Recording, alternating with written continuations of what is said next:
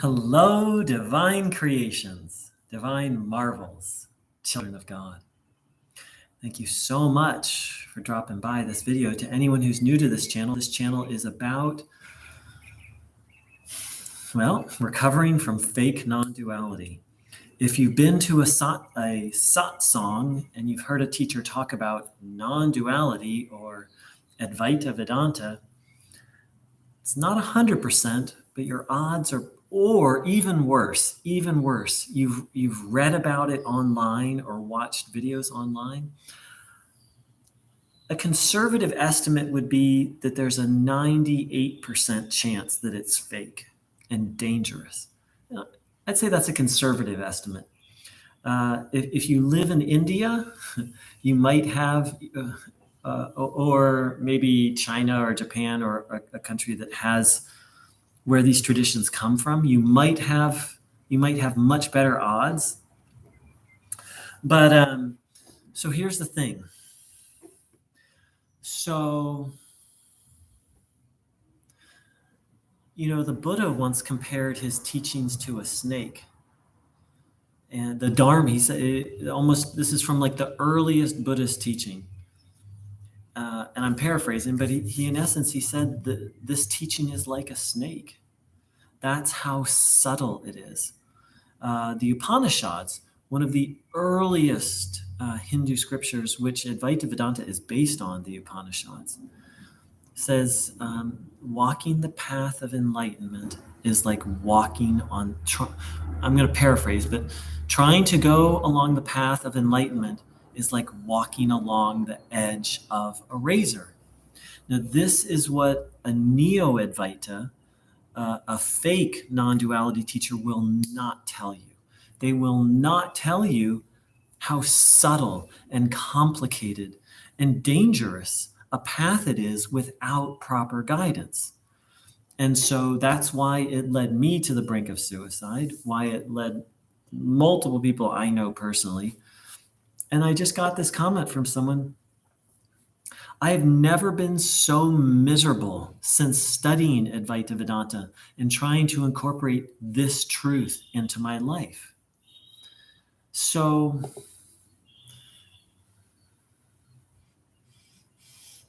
Advaita Vedanta was never meant, non-duality was not meant to be practiced or studied without the direct supervision of a teacher.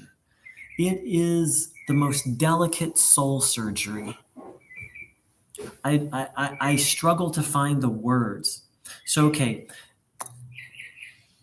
So for my heterosexual viewers, imagine trying to make yourself homosexual. For my homosexual viewers, imagine trying to make yourself heterosexual. Advaita Vedanta, the paradigm shift, the view of yourself, reality, and God is even more radical than that.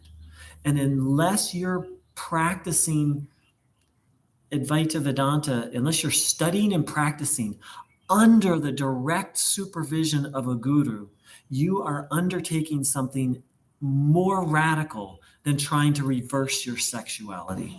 More radical. I'd say you have a better chance of reversing your sexuality. And by the way, I'm not a proponent, I'm not in favor of that, but I'd say you have a better chance of completely reversing your sexuality and living a happy life than studying Advaita Vedanta on your own or without a legitimate guru. And so I've already talked a lot about what differentiates a legitimate guru from a fake guru. So very briefly, a fake guru will tell you to just inquire or tell you there's nothing to do because you already are that. A legitimate guru will meet you where you're at and prepare you for inquiry. Aw, someone wrote, your channel is underrated, must say. Respect from India. And this person is saying to visit Uttarakhand for Tigi Cham Dam tour, cure. I don't know what Chomdan is, and thank you. So the thing is, so if we go back in time to the origins of Christianity, and then we look at where it is today, they're very, very different. The second most popular Christian theology today is accept Jesus in your heart and you're saved, and that's all you have to do. That bears no resemblance to what Jesus actually taught. So the same thing is happening and again, it's prevalent. That belief is prevalent. And the same thing has happened with Advaita Vedanta. Shankara would he would punch in the face. He wouldn't, but he would, but he wouldn't. Any Neo-Advaita teacher, they're teaching people, what they're teaching people is a form of spiritual suicide. So if you go back to the Bhagavad Gita or to the foundation of Advaita Vedanta, which is formally it's with Adi Shankara, and you compare it with what's being taught today, like no connection, like the tiniest sliver of a connection. And worse, Neo-Advaita has become prevalent throughout the spiritual world, not just the Hindu world. You'll hear people like say, everything is one. Neo-Advaita is permeating itself through the modern spiritual world.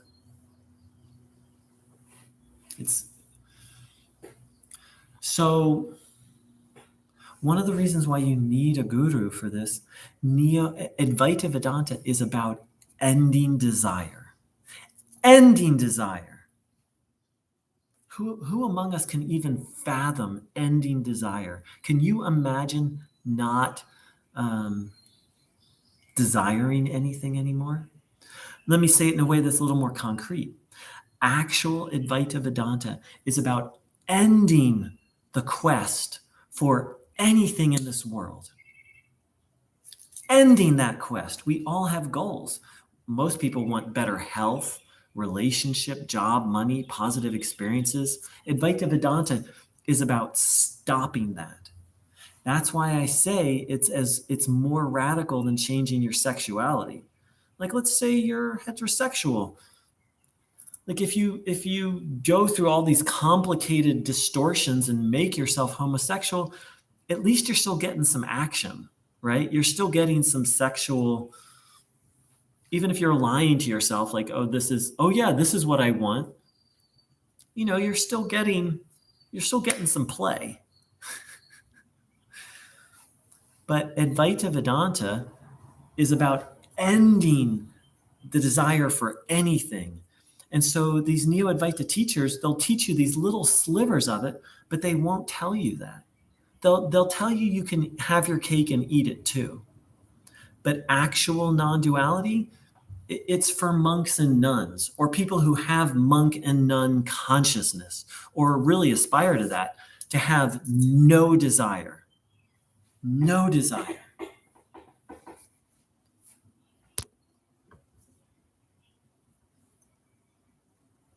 Moo. You are welcome. Moo is asking, why is this happening? That's a $10 million question. I mean, well, let me tell you this. So I would be a Neo-Advaita teacher, except I have complex PTSD, I made a video about this, but very briefly, why this is happening. Okay, I'll connect me in a moment. Why this is happening is people are having a legitimate spiritual experience and then thinking they're enlightened. That's why this is happening. That's the root cause of Neo-Advaita. Like, I've got it. I'm free. Okay, now I can go teach people. Now I can lead other people to this freedom. And so I had many moments where I was like, oh my God, I see, I understand. But it wasn't permanent. Ramana Maharshi talked about Sahaj Samadhi, the natural state, as ongoing, effortless, continuous immersion in the self. I didn't have that, but I thought I did. And I would have been, to this day, I would be convinced that I was enlightened, except I have complex PTSD, which means my nervous system can go from 0 to 10 like that. So I'd be like, oh, I'm awake, I'm free, I'm enlightened. And then the next day or the next week, something would trigger me and I would have an emotional explosion inwardly. And I was like, well, I mean, if I was enlightened, and then the experience of connection to the self was lost. I was like, well, if I was enlightened, I would still be connected to the self. Even if I had complex PTSD, I could still have that explosion of emotion and stay immersed in the self. So why this is happening is you have people who've had some spiritual experience, and then think they're enlightened. And then other people think they're enlightened. And then, so that's my short answer to why it's happening. It is a trance. Moo, well said. Neo-Advaita is an absolute trance. And then this person who wrote me said, but I can't let it go. Let Advaita Vedanta, he wrote Advaita Vedanta, but I'm guessing what he studied is Neo-Advaita. But I can't let go because I feel like I'm lying to myself.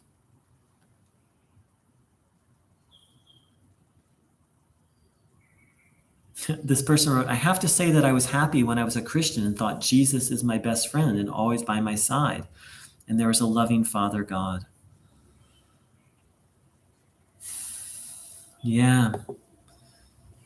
Yeah, I feel you, friend. And so that's why I'm going to hope, we'll see what happens. I have the intention to make a series of videos called the Neo-Advaita Trap, and this is the first one. Because once you buy in, it's very hard to make it out because it's addictive. And you part of the trap is like, this is the ultimate truth. And then once you accept that, see, the problem with Neo-Advaita is it's based in truth. Okay? We can all notice that behind every thought, feeling, and sensation, there is something that's aware of it. It's true. You can verify that in your own experience. And so from that very legitimate insight, then this whole religion gets built. And the thing is this religion is nihilistic. Neo-Advaita is completely nihilistic. That's why this person who wrote me is depressed. That's why I got depressed, because Neo-Advaita destroys all meaning to this life. A very popular online Neo-Advaita guru, tens of thousands of followers. In private, he won't say this in public because he knows, he's smart enough to know that it would turn people off. But in private, in his inner circle, he'll say things like, nothing matters but consciousness. Everything is predetermined. You can't do anything. Nothing in this life matters but consciousness. Complete nihilism, or almost nihilism, spiritual nihilism. And that's where Neo-Advaita will take you, to the place where nothing matters but consciousness. And that's great if you want to be a monk or a nun and renounce everything. Advaita Vedanta will take you to a similar place, but in an integrated way. It's a systematic way, and it won't even introduce you to such ideas until you're ready for them, until you have training in karma yoga of surrender to God, until you have training in bhakti yoga of devotion and love of God. Neo-Advaita is a trance. It's just a word game that puts people in a trance and keeps them in a trance. So, yeah.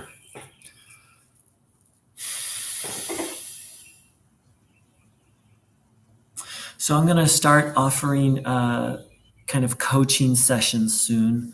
I'm pretty sure I'm just going to do it by donation, meaning the amount's up to you. I mean, it is work, but I don't want to go and make money off of helping people out of this. But I've done it with a couple people and had some good success and good results. So I'll post details soon.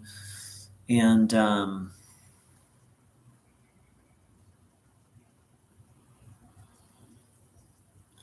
yeah, to the person who wrote in, my heart is with you. I'm gonna respond more to the rest of your comment. So just keep coming back to the channel and looking. And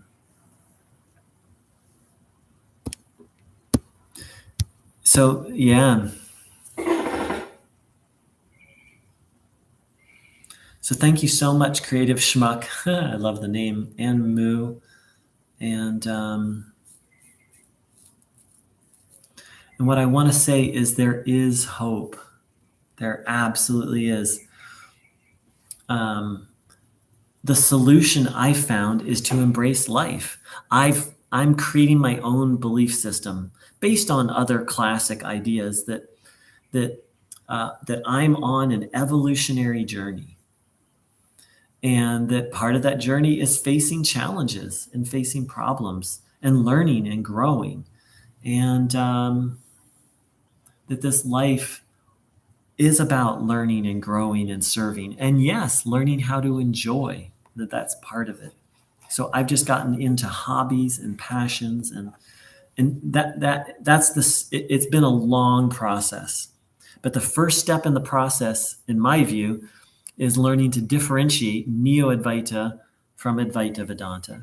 Then the next step is a firm no more Neo-Advaita videos, workshops, satsangs, and then beginning to find a form of spirituality that works for you.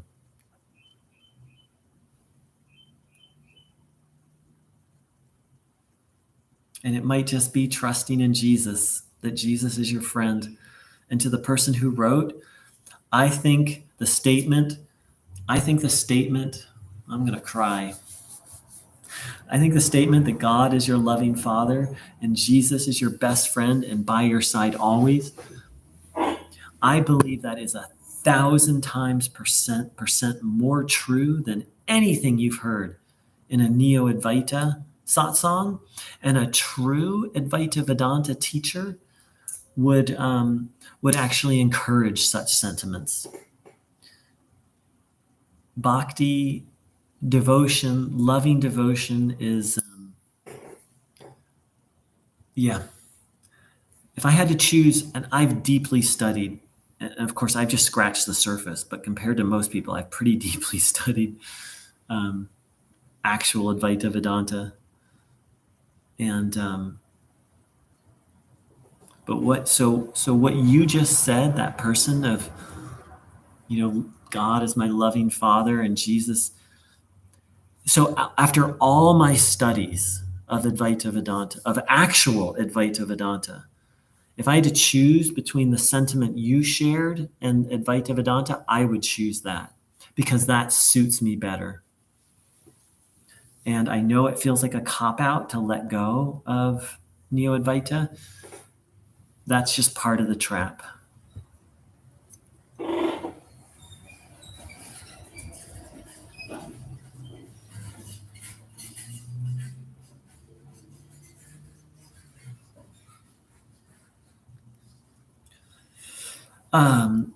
Yeah, I went back to, Moo wrote, I sometimes go back to it because it feels profound and fulfilling.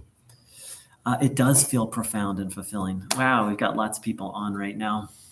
It took me years. I realized intellectually in 2004 that what Neo-Advaita was, but it literally took me like 12 years to say no to it. No, it took me like 14 years. And then it took me another 2.5 years to let go of the underlying bullshit of like life has no meaning, and I was still trying to be a monk.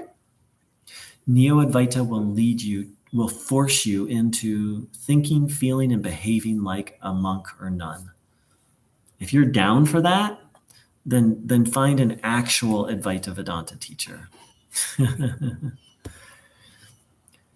Is it culturally more difficult to accept Jesus than it is a spiritual revelation and personal sensation? I'm not exactly sure what you're asking. I'm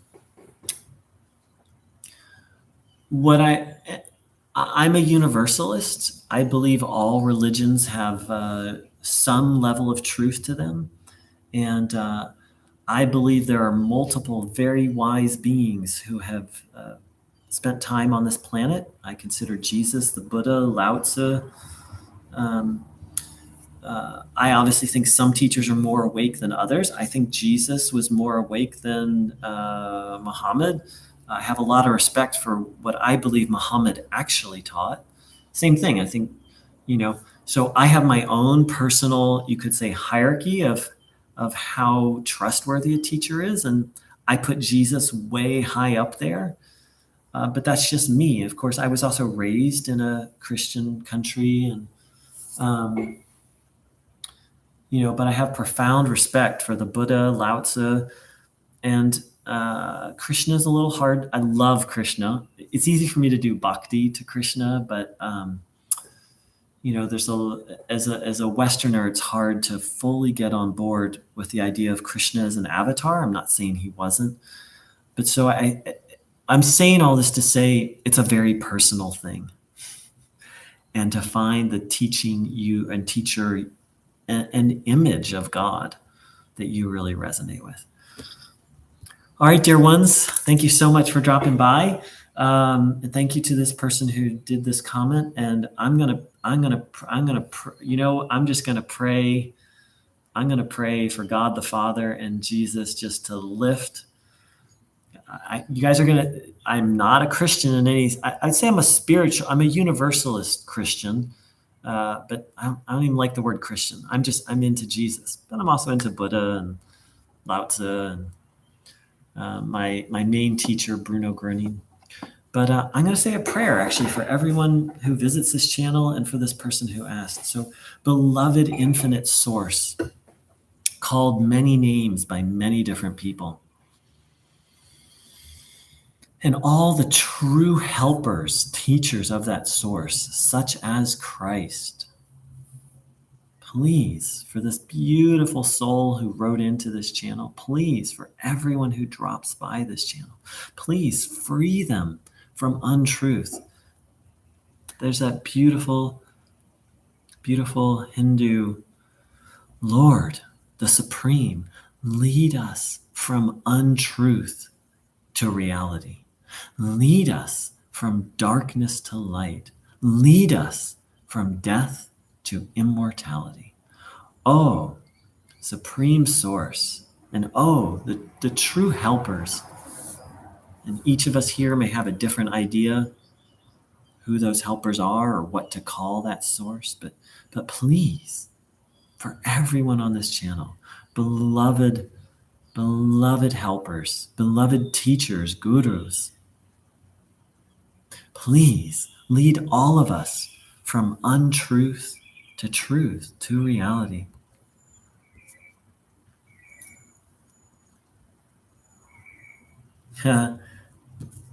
Elias, hi. I'm signing off now, but thank you for asking. If you check, I've made many videos about this on my channel.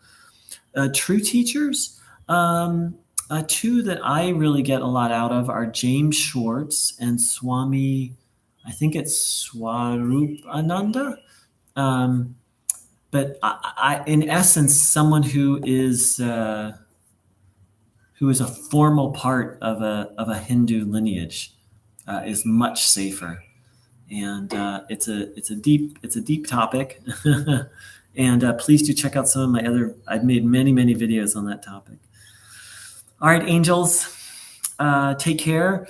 Right now there's 7 of us here, so please hold it in prayer. I want to start doing a regular, maybe weekly get together where we can talk about such things.